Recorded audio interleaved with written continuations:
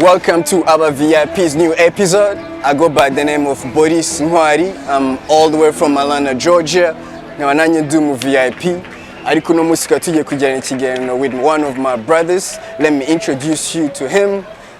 Oh, my brother. Good to see you, man. Good to see you. Yes, sir. Always. Yeah. Turi hano muri Poland, Maine. Tukaba turi kumwe na Coach Gael uno musi. Turaza kujyana ibiganiro byinshi cyane bitandukanye, entrepreneurship, kwiteza imbere, and life in general, you know. Turi muri Poland, man. And I just want him to say a couple words before we get into it. Yes, VIPs. Muraona kabisa city yacu nziza. So today I'm with this young VIP from Atlanta. It's going to be fun. Yeah, kabisa. Mutwitegure tujye kujyana ikiganiro cyiza. Mfite utubazo twinshi cyane ndi bumubaze nyuma. Hani tubazo twinshi cyane turi fan, abantu benshi bafite amatsiko yo kumenya ese Gael akunda iki, ese Gael ni iki kindi kinakora ateye ibintu tusanzwe twigisha tu. So let's get into it. Let's talk it. Let's go.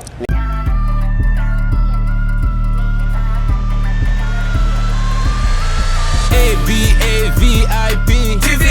ABAVIP TV. Turn your dreams to reality. Think different, leave a legacy. Yes you can. Yes you can. Yes you can. Yes you can. If you see it, you can have it in your pocket.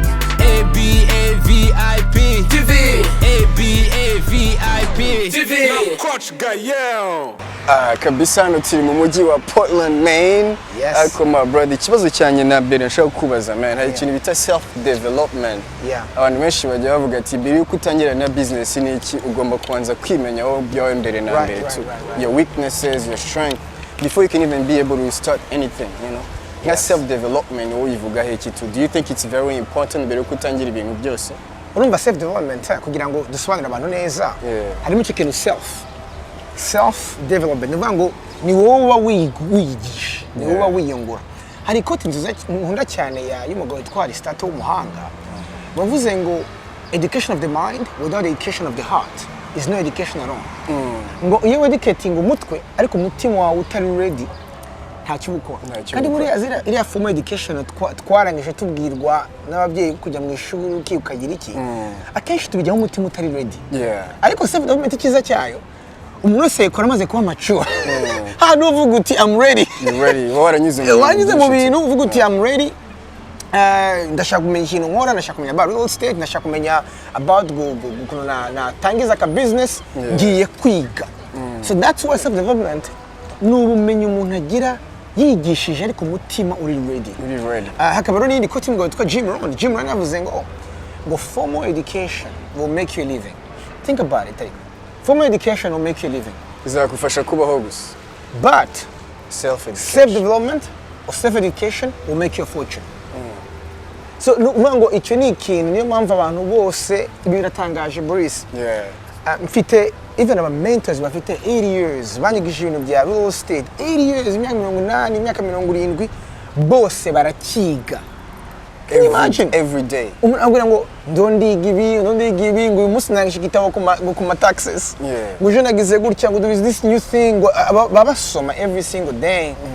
Because umwe muri bo yarambwiye ati umunsi uzahagarika kwiga niwo munsi uzaburekeyeho ku self developing kandi uwo munsi success yawe izabihagaze. So self development ni key. Wow, that's very key about VIP, as you can ukuntu mubyumva kabisa is definitely one of the main points, especially nk'atwubyiruko cyane. Sometimes dukunda kwihutira mu bintu byinshi cyane, dushaka gutangira ibintu byinshi cyane bitandukanye, rero ugasanga twe yaba mentally cyangwa spiritual ntabwo tuba turi tayari to even be able to maintaining n'ibyo tuba dushaka kujyamo, tugasanga turi gusimbuka ku kantu kamwe no kukandi kandi buri kanya. So my second question is this: bajya bavuga ngo there's beauty in a struggle. Yes. You know, I mean, for me personally, I experienced that. Ariko sinzi no kubandi bantu batandukanye bashobora barabye experiences. Ariko can you elaborate a little bit more the beauty in a struggle? There's a beauty in a struggle. Ni ikintu gitangaje. Actually ndishize gato mu Kinyarwanda ni kuvuga ngo hari ubwiza mu kubabara mu gukoresha ingufu, which is true. Reka manze ubwira akantu kari buze gutangaza. Muruzi ko 88% y'abantu basigi y'aba millionaires muri Amerika muri kino gihugu turimo bari self made. N'abantu donc baje hano nta kintu bafite bagatangira from zero bakarinda baba millionaires 88%. Uko akenshi wibuke nk'abantu twaturutse iwacu natandukanye muri Afrika tuba tuzi ko umumiliyoneri aba yarasigiwe, you know, and sometimes niyo mpamvu iba excuse kubera yuko uvuga uti ntabwo nshobora kuba umumiliyoneri, umuryango wanjye ntabwo wari afite cyangwa se sinize cyane, abantu bafite excuse nyinshi, ariko hano nicyo gihugu 88 bari self made. Ariko iki ni ikintu gitangaje tugatse kuri iyo quote, ibaze ko iyo muri abo bantu iyo basigiye amafaranga abana babo 80% y'abana babo batuba miliyoneri mu mwaka wa mbere, hanyuma 90% y'abuzukuru bawo bagatubwa ubukire bwose. Kubera iki Boris? Because bari abambere, the first generation bararuhiye iriya beauty. There was a struggle, urumva, ariko abakabiri bo baraza nta struggle, so they cannot maintain it. They cannot maintain it. So nubwo ngo akenshi nubwo tuvuga ngo abana bacu tuzabarinda ibyo twe twaciyemo, akenshi ibyo twe twaciyemo biba ari ibintu byatumye tubasha kabisa kugera ahantu. So niyo mpamvu vraiment umuntu walakinze, umuntu agize ikintu abura, it's the best thing that could have happened to you, because igushiramo your dog. There is this dog in you. Yes, I want to go after it. Ndashaka kuzi ko wigeze kugira icyo ubura ukoresha amaboko yawe, bituma urushaho kugira iyo nyota, biguha courage yo gukomeza gucesa. Exactly. That's a very, very good point. What's your favorite team? I would say right now, ndashakisha team y'umwana nzakunda kuko nakundaga Russell's Brooks. Ndavuga maybe Grizzlies. Oh yeah, the Grizzlies. Ja Morant very many at that. Kabisa ariko no, I feel like Atlanta Hawks na irimo neza tu. Yeah, nobody won. Haravuga team won. So nobody won. Yeah, Abavip bo muri Poland man kabisa, na Abavip bo muri ATL nabo turi Atlanta Hawks ni ya fresh ariko ndabona Memphis Grizzlies. Hano dufana Boston Celtics. Yeah, Gary Tutwara Bizima, Tatum, Jalen Brown. Muri soccer, so you don't have a favorite team muri soccer? Soccer, nari mfite team yanjye umutima cyane. Bituma ndiva muri. Wayivugize na soccer?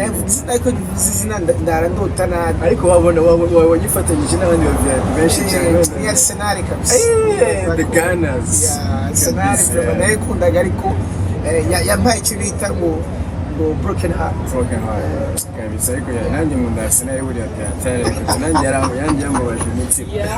But that's good to know. That's very good to know. Because buriya Gael, nk'abantu bashatse kwibaza ati Gael ari 15 ari 16 years old, yari umuntu. How was your young age muri iyo myaka 15, 16, 17? Iki kintu cya mbere ni memory ufite iri profound cyane yuka muri iyo myaka 15, 16 nari umuntu ukunda, gusa nari nzi ko nakundaga cyane ibintu byo guterura, nkagenda nyine numva ko ndi umusore. I remember kabisa naragendaga kabisa numva nisi nyanyeganyese. Wakundaga icyuma yo muri kate kandi bazari yo muri Afrika nijya wenda twakoraga mu masimu, ariko wasanga nyine hamwe ari biro byinshi kuruta hamwe. Yego sanga warahingamye gato ariko ndikumva ko kagiterura ukumva neza kagirya. Donc nakundaga ibyamasiporo, icyo gihe nakundaga soka cyane, nakundaga biyare. Donc narazamukaga actually mu rugo twabiza amaresitora n'amabari kuva kera, tuvuga ngo nagiye kina ka biyare kabisa. Donc nari umuntu very fun. Very fun. What's your favorite sport right now? Kina tuvugisha no ku relax cyangwa you want to take some time off? Yiki ni sport ugikora ukumva kabisa fresh? Yeah, dina golf. I play golf. Koreko naje gusanga zose hano muri Amerika irangira kuri golf course. Urumva mentors wa education baradumiraga yo gukina golf ngasanga nabyunzi, so I took classes, so now it's one of my things kabisa munda muragira gukina golf kagenda, because it's a game itumutekereza, itumugira vision. Ko barakubwira golf yavuga ati mutangira hano hantu ni 1000 yards, tuvuge kilometero kimwe. Ndakubwira ko kandi ntugomba kurenza inshuro 3 cyangwa 4 ubu washize mu murongo. So bituma rero ubara utireka ntangire n'iyi nkoni igeza kure ngera ibyibuze 500 mwere nyine 200 muri kugenda wegera ugenda uhindura inkoni hanyuma kushura gatatu kuma kufushiza so it's a game of vision so yeah. Yes, my brother. Thank you so much. Appreciate that.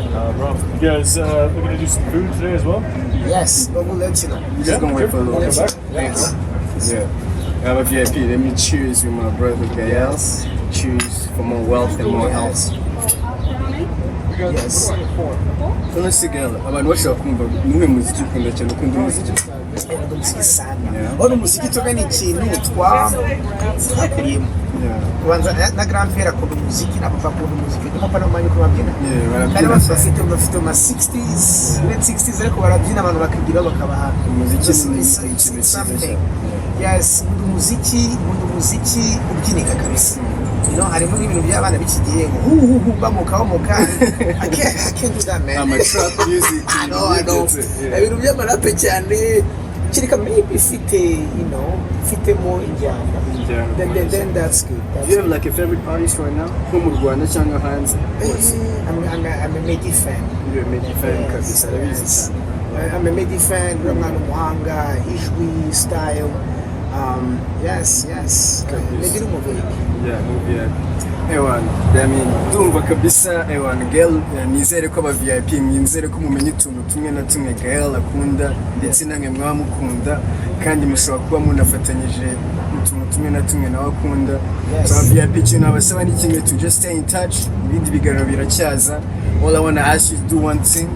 Niba bishoboye ugende kuri YouTube ukore subscribe ku Abavip TV. Niba ushaka gusupportinga Coach Gael K n'abavip channel ushobora kujya kuri gaelkarumba.com. You can subscribe there. Amakuru mashasha yose ushaka kutujoining on this journey, come with us. Ibyize biracyari imbere abavip kandi the best yet to come. Let's go. Please never give up. Mukomeze mutekereze ibyo mubonesha amaso muzabishira mu mufuka yanyu. God bless. Thank you.